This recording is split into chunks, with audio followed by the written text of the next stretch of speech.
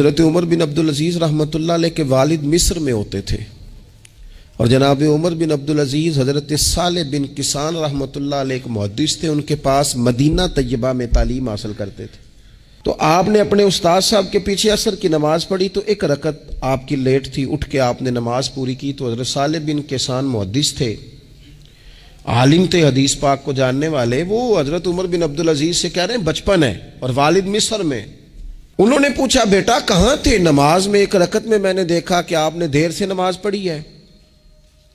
تو عرض کرنے لگے میں حضور کنگھی کر رہا تھا۔ بعض بچے آئینے کے سامنے کھڑے رہتے ہیں، پھر بڑی بڑی دیر ہی کھڑے رہتے ہیں۔ کنگھی کر رہا تھا تو ذرا دیر ہو گئی۔ حضرت صالح بن کسان رحمۃ اللہ علیہ نے ان کے والد کو مصر میں خط لکھا، فرمانے لگے جوانی بھی ہے، موقع بھی ہے، فرصت بھی ہے، اور ابھی بھی آپ کا بیٹا جماعت سے نماز نہیں پڑھتا۔ مصر میں خط گیا۔ آج جب میں نے پوچھا ہے تو اس نے کہا میں کنگھی کر رہا تھا۔ اتنے معمولی سے کام کے لیے اس نے تکبیر اولیٰ چھوڑ دی۔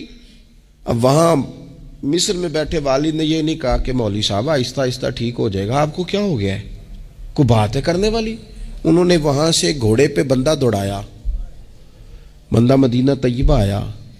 اس نے کہا جاتے ہی عمر بن عبدالعزیز کو لے جانا حجام کے پاس اور اس کے سارے بال اتروا دینا، اور اسے کہنا پتر جن بالوں کی وجہ سے نماز رہ جائے ان بالوں کو سر پہ نہیں رہنا چاہیے، تیری جماعت کی رکعت رہ گئی پتر، اتنا بڑا کام اللہ کے حضور حاضری کا موقع تھا۔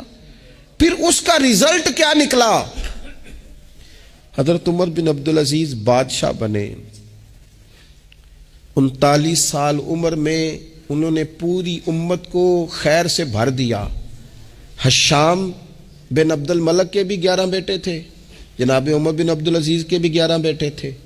حشام جب دنیا سے گیا تو ہر بیٹے کو 10 لاکھ دینار آئے، اور جناب عمر بن عبدالعزیز جب دنیا سے گئے تو 11 بیٹے تھے اور 6 دینار تھے۔ اور جاتی دفعہ کہنے لگے پتر اپنے باپ پہ شکوہ نہ کرنا، تمہارا باپ بزدل تھا، 2 رستے تھے، یا تو میں اپنے لیے جہنم کٹھی کرتا اور تمہارے لیے جائیداد بناتا، لیکن میں بزدل تھا، دوزخ سے ڈر گیا، میں جائیداد نہیں بنا سکا، اپنے باپ کو معاف کر دینا۔ تو بچے کہنے لگے ابا جی ہم جس گلی سے گزرتے ہیں لوگ اٹھ کے کھڑے ہو جاتے ہیں کہ نیک باپ کی اولاد جا رہی ہے، اچھے باپ کے بچے جا رہے ہیں، ہمیں کوئی ضرورت نہیں جائیدادوں کی۔ وہ شخص جو یہ بیان کرتا ہے نا کہ 6 دینار چھوڑ گئے تھے، وہ کچھ کفن دفن پہ لگ گئے، کچھ اور کسی کام لگ گئے، 6 دینار کل بچے بچوں کے پاس، 11 بیٹوں کے پاس۔ لیکن وہ شخص کہتا ہے وہ جو 10 لاکھ دینار حشام بن عبد الملک کے بچوں کو آئے تھے، وہ مسجدوں کے سامنے بھیک مانگا کرتے تھے، کیونکہ جب بچوں کو بنا اس طرح کا دیا گیا کہ کھانے میں پینے میں موج میں اڑا دیا مال، اور یہ جو 6 دینار 11 بیٹوں کو دے کے گیا، رب نے اتنی برکت دی کہ ایک ایک بیٹا ایک وقت میں 100 گھوڑے مال کے بھرے ہوئے رب کے رستے میں خیرات فرمایا کرتے تھے۔ اصل دولت اولاد ہے، اصل دولت اس کا اخلاق ہے، اصل دولت اولاد کی اخلاقی تربیت ہے۔